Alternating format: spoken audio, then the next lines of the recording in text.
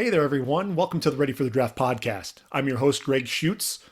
This is the 2021 podcast series breaking down the draft eligible prospects and getting you ready for the NFL Draft set to begin April 2021. This is part one of two for episode 7 of the 2021 podcast series. And I know what you're thinking. Why are there two parts to episode 7? Well, it's simple. There's really a lot to cover. We've got weeks 6 and 7 of the college football season to really talk about. And I think it goes without saying, we have to look at Trevor Lawrence, the dominant performances he's put in. This past weekend, 5 touchdown passes in just one half of football, over 400 yards passing, just dominant performances left and right. He's solidified himself as the number one pick in the draft. I don't think there's really any argument there that Trevor Lawrence is going to be going number one overall. If you're the New York Jets, if you can remain winless, then I think all things are pointing to you're going to take a quarterback, you're going to take Trevor Lawrence and Sam Darnold. You know what? You're probably going to end up looking at trading Sam Darnold. And look, you've seen other NFL franchises do that. Just look at the Arizona Cardinals back-to-back seasons. After taking Josh Rosen with the 10th overall pick, they turn around the following year with Cliff Kingsbury coming in and getting his quarterback in Kyler Murray. We know that Adam Gase is going to be out the door, so who's going to be taking over the Jets franchise? That's going to be a big question mark. And they're going to want to get their guy in there at the quarterback position. And Trevor Lawrence looks about as sure a thing at the quarterback position since a guy named Andrew Luck fell in the laps of the Indianapolis Colts. But he's not the only one that we'll be talking about in part 2 of episode 7. I think the running back position is really heating up at the top. With Travis Etienne of Clemson and Najee Harris of Alabama, they're really neck and neck, the most complete running backs in the draft. These guys can run with power, they can run with speed, they can catch the football out of the backfield. They're also decent blockers, although I think Najee Harris might have an edge there with Travis Etienne. We'll break that down. We'll also look at Jalen Waddle. Why has he solidified himself as at least the number 2 wideout in this year's draft and is knocking on the door at the number 1 spot that's currently held by Jamar Chase of LSU. Defensively, I think the talk of the town after week 7 was J.C. Horn of South Carolina. If you tuned into that game against Auburn, my goodness, what he did against Seth Williams, 4 pass breakups, 2 interceptions, dominant performance, and he's really knocking on the door of being that number 1 corner in the 2021 draft. I think he's really there on the precipice of being able to take over that spot and hold it all to himself. It's going to be interesting to see how everything shakes out, but we'll be talking about that tomorrow. Go ahead and record episode 7, part 2 tomorrow. So if you've enjoyed the content today with this podcast, tune in tomorrow. We'll do it all over again. And, so this podcast, what are we going to be talking about? Well, we've already dedicated episodes to talking about players from the SEC, the Big 12, Pac-12, Mountain West, the MAC. It's about time to talk about the FCS and the lower level prospects, right? And I know what you're thinking. The FCS and those lower levels, they're not playing a season. The season's over. And there's talk that, hey, maybe they'll have a winter season or possibly even a spring season. But for the guys that are draft eligible and want to hear their names called the end of April during the draft, they're not going to be able to play in a winter or a spring season because they're getting themselves ready for the draft. So we're going to get to see them potentially in some of the all-star games. And, especially, you want to see some of the top talent there at the Senior Bowl. You're going to see them at the Combine and then the individual workouts. And that's about it in terms of, what you're looking at there. So you really have to rely on a lot of the game film from last season. So we're going to be talking about quite a few players. And when you think about the FCS and some of the lower levels, a season ago, only 9 non-FBS players were drafted. And only 2 were on the first 2 days of the draft. And those were Kyle Duggar and Jeremy Chinn going to the Patriots and Panthers respectively. This season, instead of the defense, I think you're looking at 3 offensive players who could hear their names called in the first 3 rounds of the draft, 2 of which, teammates, could get drafted in round number 1. So we'll make sure that we call all of that out. I think there's 13 or 14 prospects who could very easily hear their names called during the draft. And that's the thing that's so great about some of these lower level prospects as well. they will make a roster. They will come in, they'll be an undrafted free agent, either make a roster, whether it's on the active roster or the practice squad.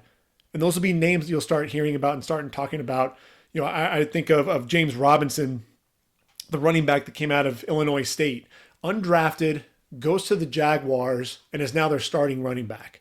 That's just one of many stories that I think we can talk about, at length. And so that's really what I wanted to do with this podcast, really jump in, take a look at some of these FCS prospects and some of the lower level prospects. And, if you can get your hands on some game film, absolutely do that. So I think when we jump into things, obviously the name that everyone's talking about is Trey Lance out of North Dakota State. 6'3", 224 pounds. He's a redshirt sophomore, played in just one game here in 2020, and that was against Central Arkansas. Took North Dakota State to the victory in that game. Really kind of had a shaky start. Was 1 of 7. You could see that he was really trying to build some rapport with his receivers, kind of knocking the rust off a little bit. And so there were some struggles there. But make no mistake, this guy, when it was needed and really down the stretch, this was a guy who dominated the second half of that game. You saw him, throwing on a line, the ball out to the receiver on an out-breaking route to the wide side. Hitting him in stride, the ability to throw the football down the football field. I thought that was really special in terms of that arm talent, the ability to throw it, just effortlessly 40, 50, 50 plus yards down the field. And then, he busted off a 33-yard run to begin the third quarter. He pulled it, was able to avoid the blitz, cut inside a defensive back at the second level, showed a little wiggle there at the second level as well, secured the football before going down. This is a guy who I think when you watch him play, the deep ball accuracy is perfect. When he sets his feet after the play action, had a tight end down the field, hits him for 23 yards, just put it right on the money. Tight end was wide open on that play, but then also has a 50-yard throw in the air to his receiver, had a step on the corner, dropped it right in over the shoulder. The receiver went off of his hands, but that just speaks to the accuracy, the ability to just drop it in the bucket and just deliver a dime in stride. Just a special quarterback. And look, as a redshirt freshman, this was a kid, was just about dominant. Just under 67% completion percentage, just under 2,800 yards, 28 touchdowns, 0 interceptions. Which is just unreal. And then he also rushed for 1,100 yards and 14 touchdowns as well. This guy, threw his first interception of the season in the game, 307 attempts before his first interception in college. And really had a receiver that was heading down the seam, put the ball on a line, and the safety was able to undercut the ball for the interception. And honestly, had he put some air under the ball, he would have hit his receiver in stride and would have scored a touchdown. That's one of the things that I do see with Trey Lance is his ability. He pushes the football down the field, and to the wide side. And there's no question about the arm strength, but when he throws the ball between the hashes there, especially up the seam, it's a laser, and you don't see as much touch. You don't see, all he had to do is just put a little bit of air on, a little bit of air under that ball, and that receiver ends up walking into the end zone. But instead, ball gets picked off by the DB that was able to undercut the route. But other throws in that game, he had a tight end up the seam and, ultimately hit the tight end in stride, but it was a laser. It was just one-dimensional, one throw, and you want to see him vary those throws a little bit, being able to put the ball over a linebacker in front of the safety up the seam. You really hope that touch, that's really what you want to see from him, some of those touch throws. I think of a guy like Zach Wilson of BYU, a guy who can push the football down the field, but on those touch throws to the tight end over the middle, that's really something that is special. You think of Trevor Lawrence, another guy who can really take something off of a throw, especially if he's throwing to the wide side of the field, throwing some of these back shoulder throws, able to take some of that off and really put some more air and some of that touch on the football to allow that receiver to make a play on the ball. That's what you really want to see out of Trey Lance, and I think that's the one thing that might be lacking from his game. But look, this is a guy who has the ability to throw the football, with ease, just a flick of the wrist, 40 plus yards, down the field, and then bust off a 60-yard run right after that. So the athleticism, teams are looking for the next Lamar Jackson or Patrick Mahomes, the athletic quarterbacks. And when you look at guys like Trevor Lawrence and Justin Fields, Zach Wilson now of BYU, and Trey Lance, they all have that athleticism. They have the ability to make plays, to get outside the pocket. But I think of those quarterbacks, the guy who is a threat to go the distance anytime he has the football in his hands, it's Trey Lance. And I think that's one of the things from an accuracy standpoint. Again, 67% completion percentage and over 300 balls without an interception before he threw his first pick. This guy, you put him up against Justin Fields, up against Zach Wilson, and that might be the little bit that ends up making him that number 2 quarterback taken off the board. And look, Zach Wilson, he's only a junior. He'd be the 4th quarterback on the board there, potentially move his way into number 3 or possibly even into the number 2 consideration. But he could also come back for a senior season there at BYU, play with Gunnar Romney, play with Dax Milne, Brady Christensen, the left tackle. He's also a junior. A lot of talent on the defensive side of the football, underclassmen as well. And then you look at Keaton Slovis. You have Sam Howell of North Carolina. It may behoove him to come back to Provo for one more year and really see what happens. I think, though, Trey Lance has already announced that he's coming back for the draft, and I think that's ultimately he's going to be the number 2 quarterback taken, and I think he's a special talent for sure. Now, I think if you look at the receiver position, there are a couple of guys that we really need to talk about. And the first one is Cade Johnson out of South Dakota State, 5'10", 180 pounds, and look, a season ago averaged 17 yards per reception and 18 yards per carry on the year. 72 receptions, over 1,200 yards, and 8 touchdowns. But he's also an excellent return man as well. I think that's one of the things that really jumped out. 2 kickoff returns for touchdown, very sudden with his route running ability.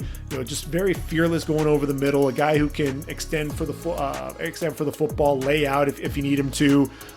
He's a slot guy. I think he's you watch him, and at first I thought maybe this guy's a little bit quicker than he is fast. But the suddenness with the route running, then he is allowed to open up the speed at the second level. This is a guy who I think could end up running sub 4.5, and could he end up going in the first 3 rounds? There are just so many receivers right now. I think you're probably looking at a guy who's probably going to go 4th, 5th round, but I think he's going to make a team, and not only that, he's going to be a weapon coming out of the slot. I really like Cade Johnson a lot there for the Jackrabbits there of South Dakota State. And if you transition to Montana, they've got another receiver in Samari Toure, 6'3", 190 pounds, 87 catches on the year, just under 1,500 yards and 13 touchdowns. Another big play guy, averaged 17.2 yards per reception on the year. Now, this is a guy who they said he came to Montana running a 4.7, but you watch him run and he looks like a lot more explosive than that. If he's running in the 4.5s at 6'3", 190, that's probably about what you're looking for that bigger receiver. One of the things that you saw with him is he's able to change speeds with his double moves to really set up his defensive back in front of him. Fluid hips, ran this on a slant and go. Was able to get vertical and run by the corner after flipping those hips and turning and going. Able to separate as he got vertical a little bit. I think he varies his release coming off the line. Really good stutter. Getting the corner to really react to that, and then cutting inside for a slant. He attacks the defensive backs in off coverage. And I think this is a guy who does a great job tracking the football over the shoulder, down the football field. Very physical, uses an arm over to beat press coverage as well. I think he accelerates through the catch, especially on those crossing routes. catch that football and get north and south. He's not going to sit there and slow down. He's going to make that catch in stride and keep going. And I really love, again, tracking the football and then that elevating and winning those 50-50 balls. That's something that you really want to see out of Samori Toure at the next level. He's probably a late day 3 guy, but I think he's someone, I remember Isaiah Coulter coming out of Rhode Island a season ago, and he ended up getting drafted in round number 5 to Houston. He's on IR for the Texans, but he got drafted in round number 5. And I'm looking at Samori Toure, and I think there's a good chance if he tests well, there's a good chance he could end up coming off the board in round number 5 as well. Now we're going to go ahead and move to the tight end position. And when we do that, we're actually going to move to the Central Missouri Mules. I'm going to give you a guy that you may not have heard of, but you need to tune in and watch this guy play. 6'7", 245-pound Zach Davidson. Not only is he the tight end, but he was also the team's punter. And in 2019, 40 catches, 894 yards, and 15 touchdowns. You want to talk about a playmaker. This guy is that. This is a guy who lined up all over the field in the slot, in line as an H-back, split out wide. He has the speed to run up the seam and run away from defensive backs. There was even a play where he took the handoff from the H-back position, showed the speed to get to the edge and get up the field. On an out route, showed that he was able to stop on a dime, make that first man miss, and then get down the field, showing good speed to accelerate away. Makes full extension catches up the sideline to win those 50-50 balls. Has excellent length. Also shows the savviness to be able to sit down in the zone and catch the ball and then take off and make some plays with his legs after the catch. He's the ability to adjust to the football thrown to the outside, opens up on those back shoulder throws. And again, look, the Mules, they love to line him up all over the field. He's 6'7", 245. And I think of some of these bigger bigger tight ends. I think of Donald Parham, the 6'9" tight end out of, I believe it was Stetson. And he was number 3 in the FCS in receiving, and went undrafted, went to the Lions, got cut, went to the XFL, and now is a backup tight end for the Chargers. I'm looking at Zach Davidson. This guy is a developmental prospect. I think he's a little raw in his skill set. Needs to work on his blocking a little bit, route running. He's a tremendous athlete.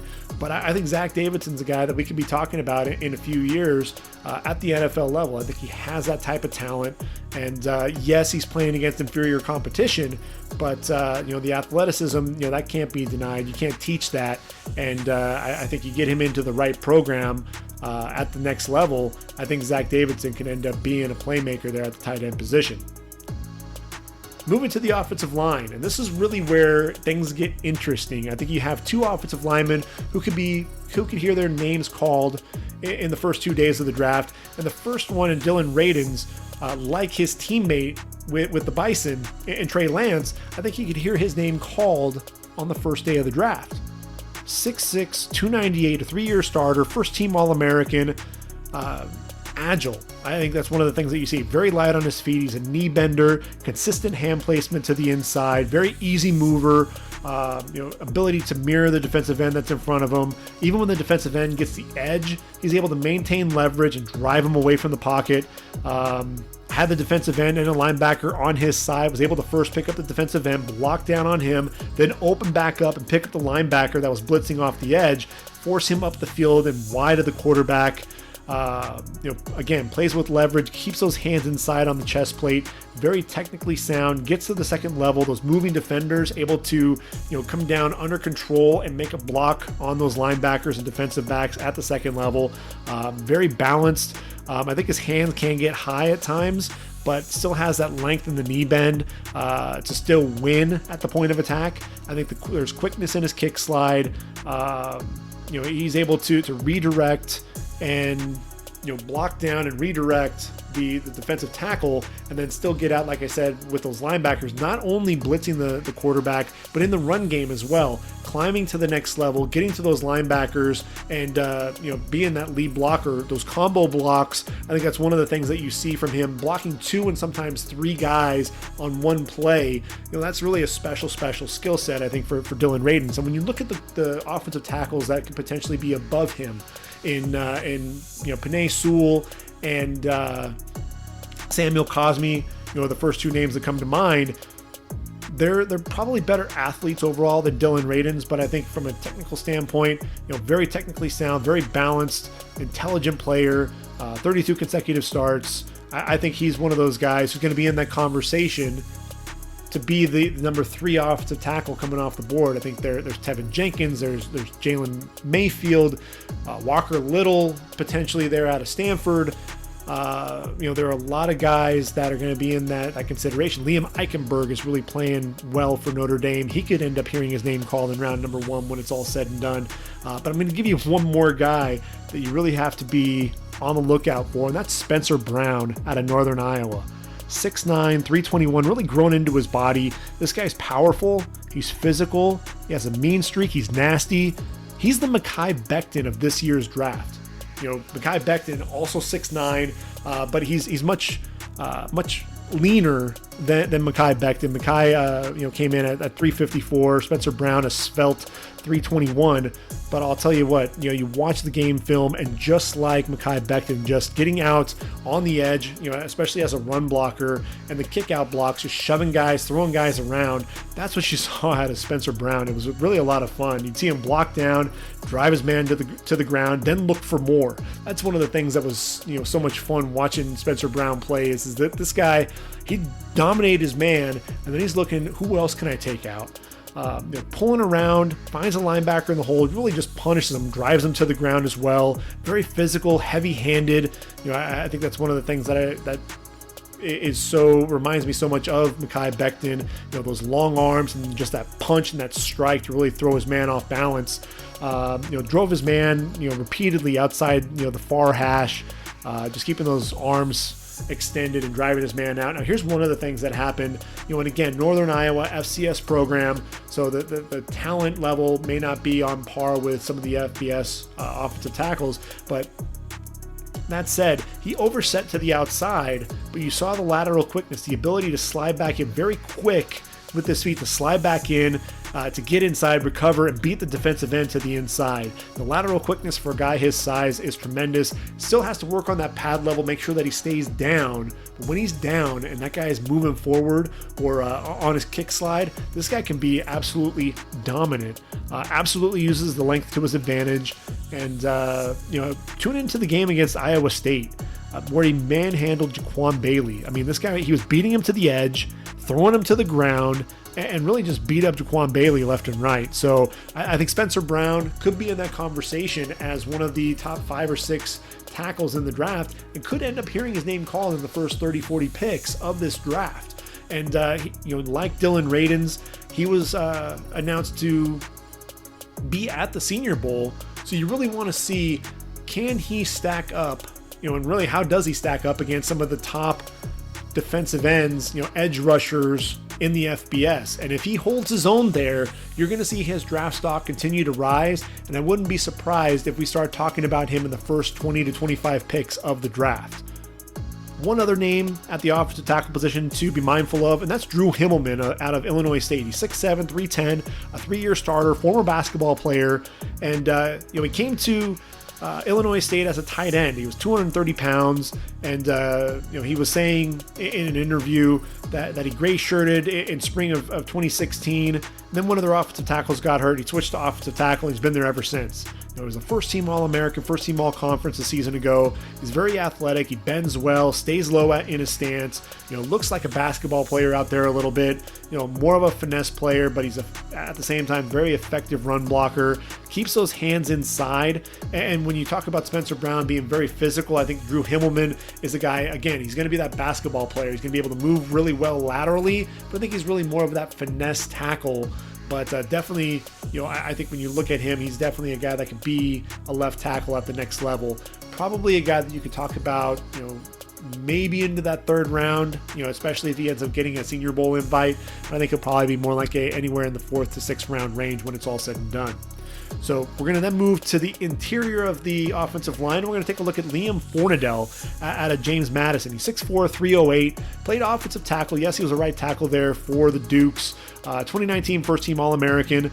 And this is a guy Footwork, was, a little, left a little bit to be desired at times, a little long striding, heels clicking a little bit, but very good hand placement to the inside, very solid run blocker, a guy who, anchors very well, the lower body strength you see, very effective run blocker, very good, powerful punch in his hands. He's going to look to strike the guy in front of him whenever possible. He's going to lunge and bend at the waist, and again with that footwork, he's a guy that belongs on the interior of the line, but a guy who I think can be a starter at the next level as a guard.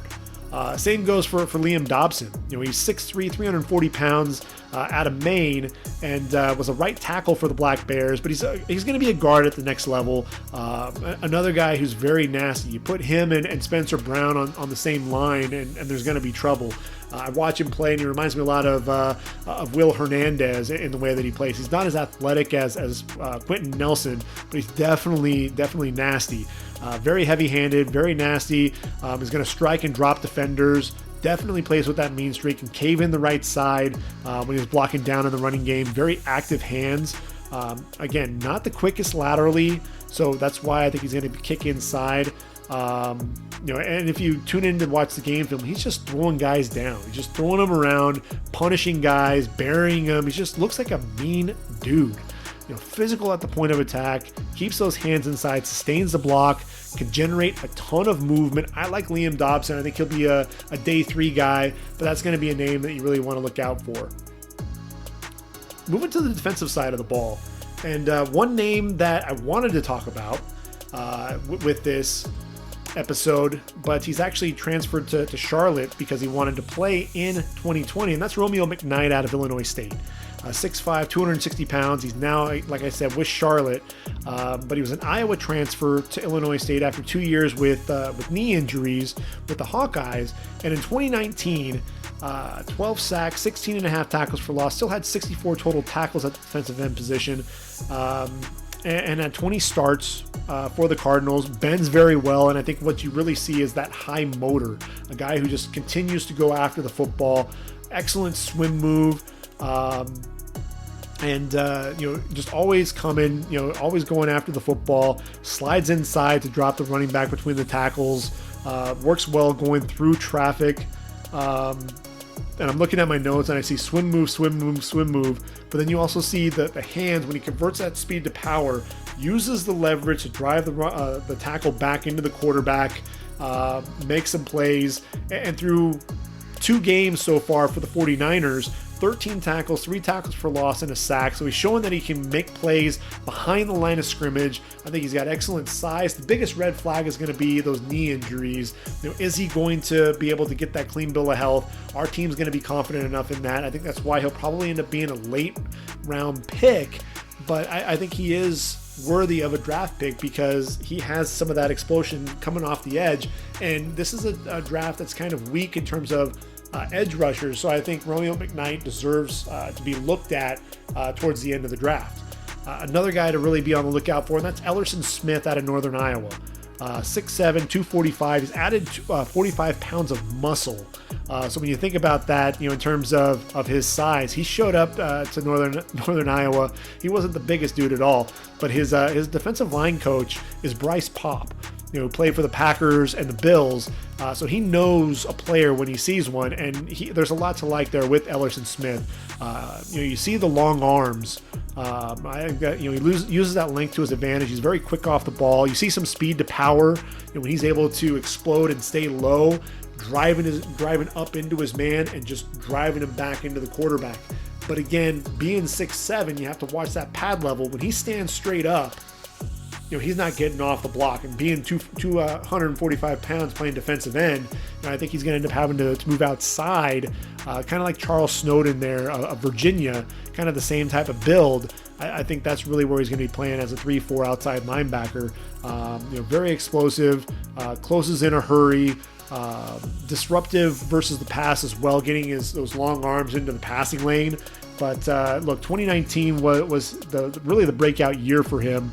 Had 21 and a half tackles for loss, 14 sacks, 4 pass breakups, had 14 quarterback hurries, 5 forced fumbles, to go along with 63 tackles from the defensive end position. And so I think Ellerson Smith's one of those intriguing prospects, a guy who has tremendous length, but I think he's still going to be a little bit of a developmental prospect just because of the fact that he's still growing into his body. If he's going to be a defensive end, then you're going to have to really put him in the weight room and let him really develop into that defensive end. Otherwise, he's going to have to be a guy that plays in space, and he has the explosiveness to be able to do that. So I think he's an intriguing prospect. If we stay at the linebacker position, you have Willie Eubanks, the second, out of the Citadel, 6'2", 230 pounds. The Citadel actually got a game under their belt in 2020. But with Eubanks, this is a guy, 137 tackles in his career, 14 tackles for loss, and a guy who flies around to the football. Was a first-team All-American, Buck Buchanan Award finalist, which is essentially the Defensive Player of the Year in the FCS. Southern Conference Defensive Player of the Year. You see the speed to chase down the running back, instinctive against the run, quick to diagnose the plays and gets to the ball in a hurry, can rush the quarterback downhill, picks up the tight end, over the middle, does a really good job getting underneath routes to break up the pass. You see the speed to the perimeter against the run. He can set the edge against the run as well, and comes with bad intentions in tackling. He looks to light you up, but he's also very much a sure tackler in the open field. Very athletic middle linebacker, fills holes, meets the running backs, delivers a hit, reads the quarterback's eyes when dropping into the coverage, and does a really good job there as well. Has a couple of interceptions to his credit. I'm a big fan of Willie Eubanks. I think there's a little bit of everything that he can do. And he's somebody who I think could end up being a late day 3 prospect. But that athleticism, I think that's one of the things. I think he could end up being a star on special teams, if nothing else. When you look at a guy like Jace Lewis out of Montana, 6'1", 230 pounds. The first two years, their average. Let's see. Well, he ended up with a total of 78 tackles. 2019. Just about doubled that output with 131 tackles, 12 for loss, 4.5 sacks, 4 pass breakups, and a couple of forced fumbles. This guy was just all open over the field for the Grizzlies. Everywhere you looked, there was Jace Lewis. Open field tackler. I think that's one of the things that you always saw. Very instinctive, a nose for the football, gets downhill in a hurry. Covering the tight end a little bit, was able to get inside and knock the football away. So he was showing a little bit of that ability to be a 3-down linebacker. And that's really the key for a lot of these guys. And that's why Willie Eubanks is the guy that I had to talk about. Jace Lewis, and then Christian Ellis out of Idaho is the other linebacker that I want to make mention of as well. These are all guys who can play the run. They've shown that they can set the edge. They can fly around to the football. They can rush the quarterback a little bit, and they can drop into coverage. That makes them a 3-down linebacker. And, I think for all 3 of these guys, the question is going to be, how well are they going to test? And that's going to be the big question. If they test well, then I think you can end up hearing their names called on day 3 of the draft. Now, Christian Ellis, if the name sounds familiar, his dad, Luther Ellis, played for the Lions, and then his brother Caden was drafted in the 2019 draft in the 7th round to the Saints. First team All Big Sky, 6'3", 233 pounds for the Idaho Vandals, over 100 tackles a season ago, 216 in his career, 12.5 tackles for loss, 4.5 sacks on the year. Very active linebacker, may have, about the best speed of the linebacker. I think he and Willie Eubanks, probably be duking it out there at that FCS level, but a guy who I think was primed to be a first-team All-American this year, and really would give both Jace Lewis and Willie Eubanks a run for their money in terms of the overall production.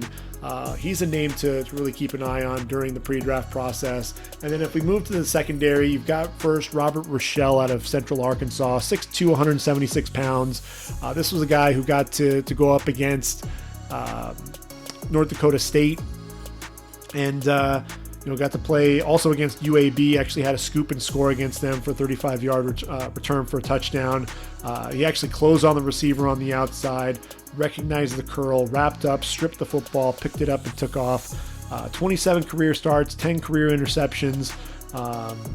This is a guy who Shows some really good ball skills. I think the closing speed and the recovery speed is something that you also saw as well.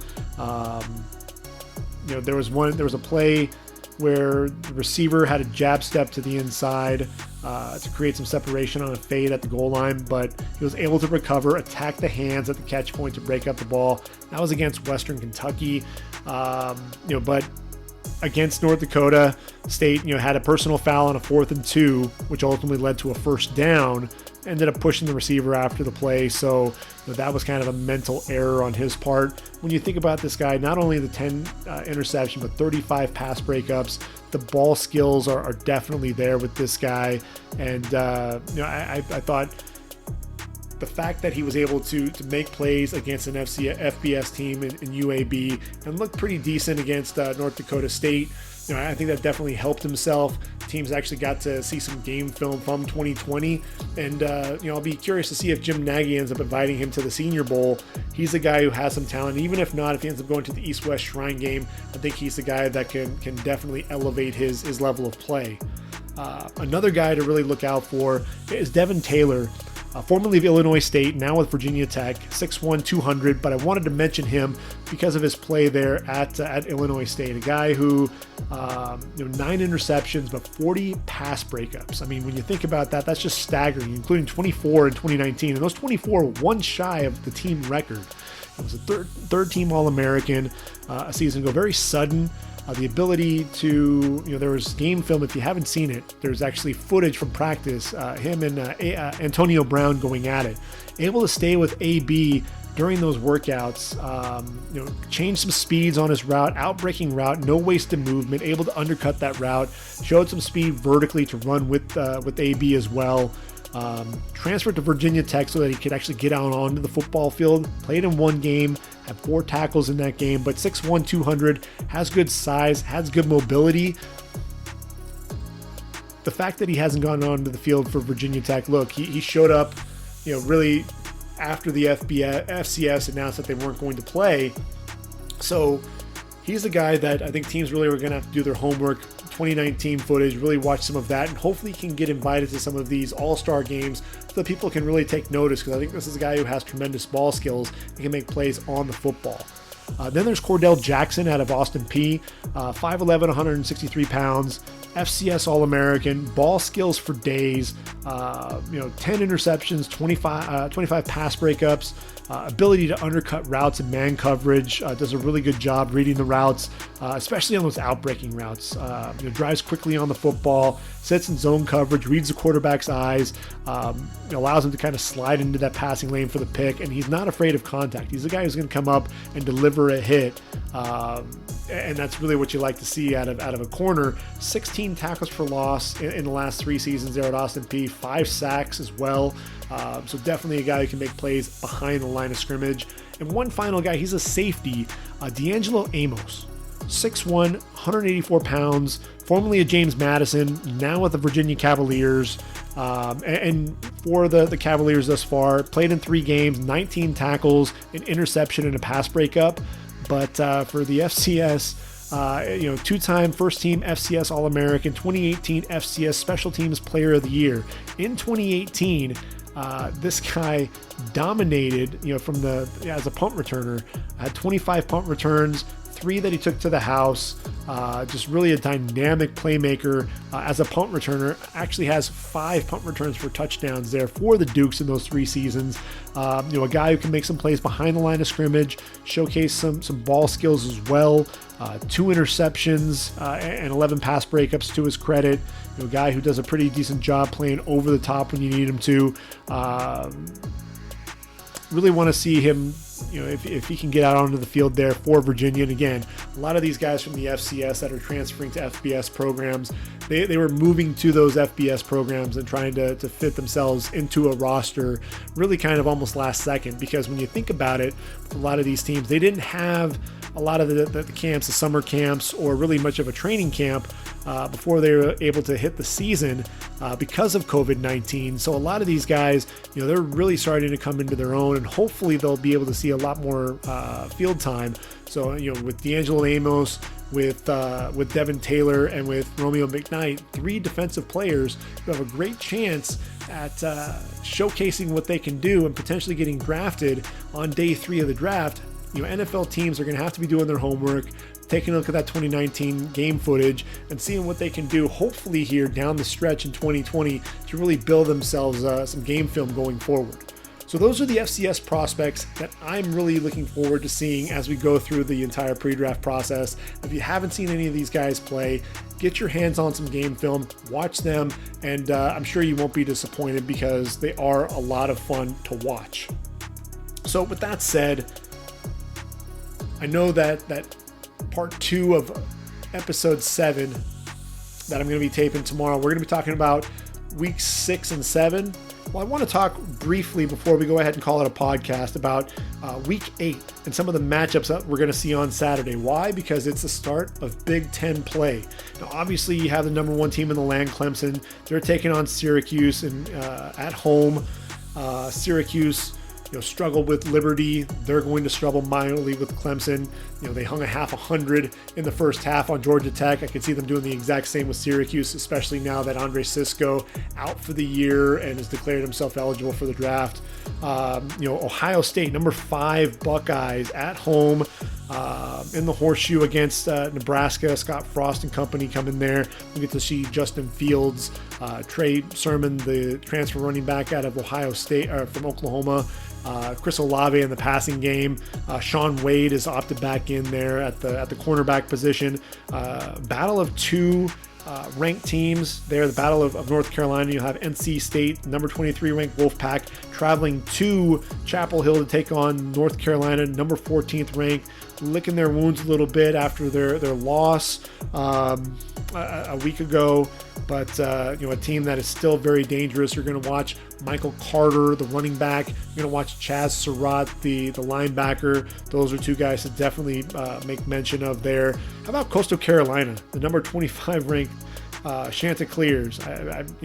Ranked only 4 seasons in FBS play.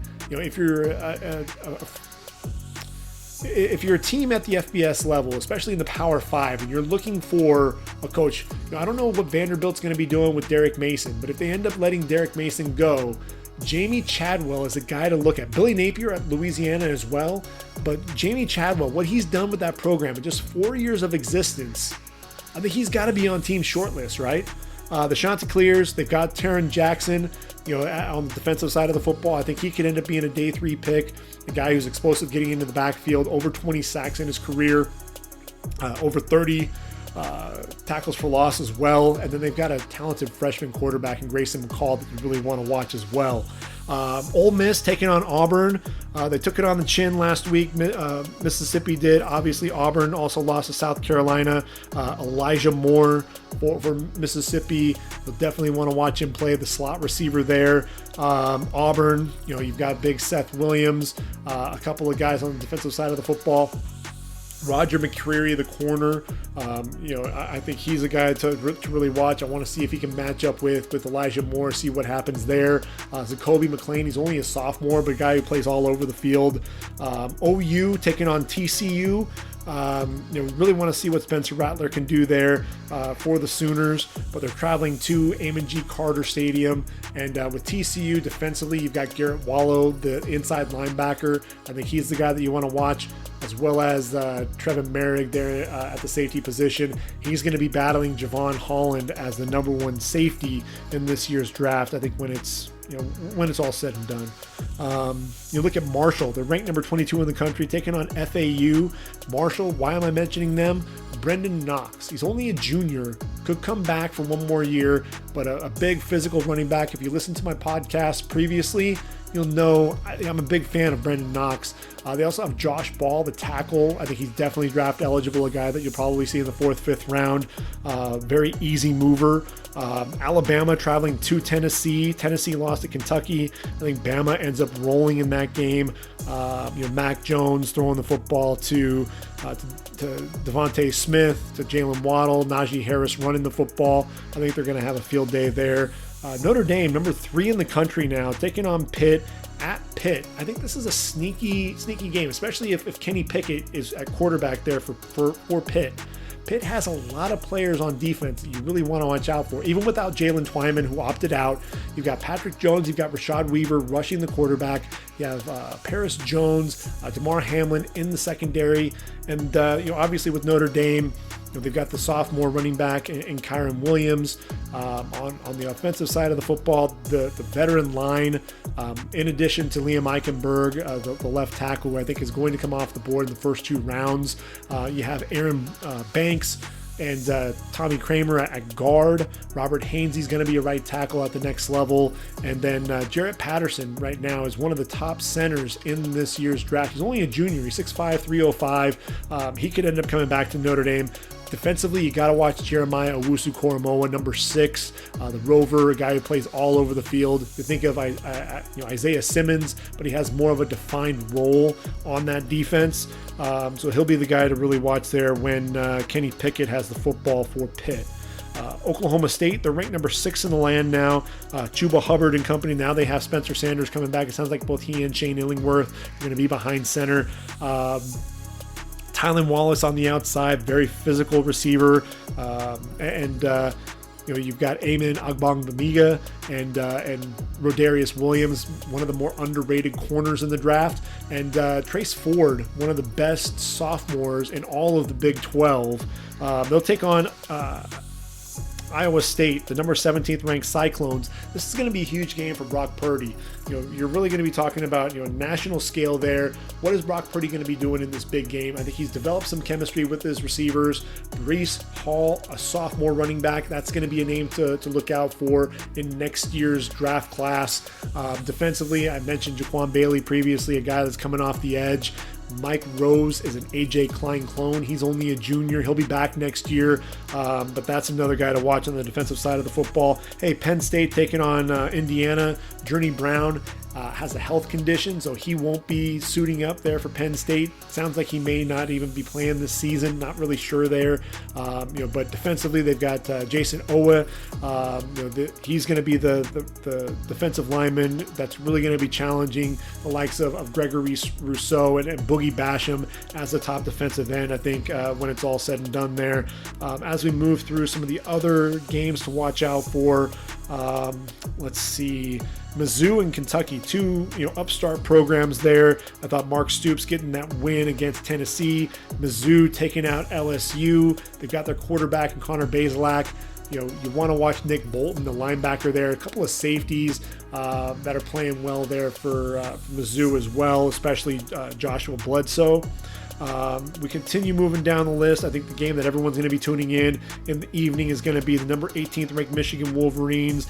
Joe Milton, the big quarterback, taking on Minnesota, number 21, the Golden Gophers. You're going to see Tanner Morgan throwing the football to Rashad Bateman, who's opted it back in. He hired an agent, but was able to go ahead and regain his eligibility now.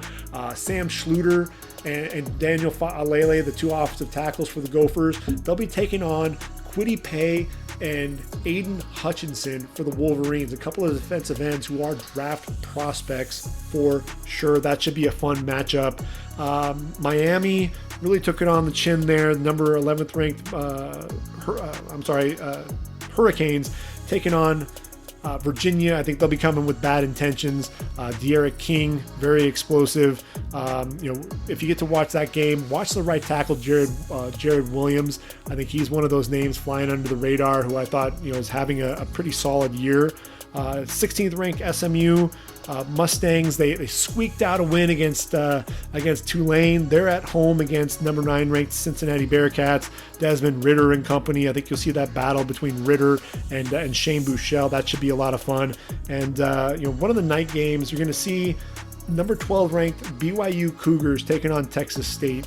Jake Spavital and company. I just want you to tune in and watch Zach Wilson. He's one of the most explosive, one of the best quarterbacks that you'll find, not named Trevor Lawrence. So definitely tune in, watch him play. Mountain West, they've got some games that are being played, although Colorado State, New Mexico, Their game has been canceled, especially with the limited season. They really don't have much room for that. Mountain West, let's see, Utah State taking on Boise State. Boise State has a few guys to keep an eye on. Riley Wimpy, Avery Williams on the defensive side of the football. So those are the matchups. Those are some of the games that I think I'll definitely want to tune in and take a look at. Look, we're getting closer to having all of the FBS programs taking the field. We're going to see Big 12 action. All the Big 12 teams will be on the field. I'm sorry, Big 10 teams, not Big 12. Big 12 will be there as well, but we'll see all the Big 10. And then in just 2 weeks, we're going to see the MAC take the field. We'll see the Pac-12 take the field. And then we'll have some semblance of normalcy when it comes to college football, because the entire FBS, outside of a couple of teams that opted out, like Connecticut and New Mexico State, outside of a couple of those programs, we're going to see everybody else. Really, all of the Power Five will be out there on the field, and as well as the majority of the Group of Five. All's right in the world, at least the world of college football. So it's going to be a lot of fun. I will be tuning in this weekend. I hope you will as well. And we're going to go ahead and call it a podcast. We're going to go ahead and wrap up part 1 of episode 7 of the Ready for the Draft podcast. I hope you've enjoyed the content. I hope you've enjoyed breaking down some of these FCS players. These are going to be guys that we'll be talking about a lot more as we get closer and closer to the NFL draft. Still set and ready to go end of April. I'm assuming, with COVID-19, we'll probably have another virtual draft, but we'll see how everything plays out as we get closer and closer to the draft. I'm definitely looking forward to it. Definitely excited, and tune in. I'll be putting together my podcast tomorrow for weeks 6 and 7 of the college football season. So tune in tomorrow, and we'll do it all over again. So for ReadyForTheDraft.com. This has been the Ready for the Draft podcast. I've been your host, Gregg Schutze. Take care, everyone, and I am out of here.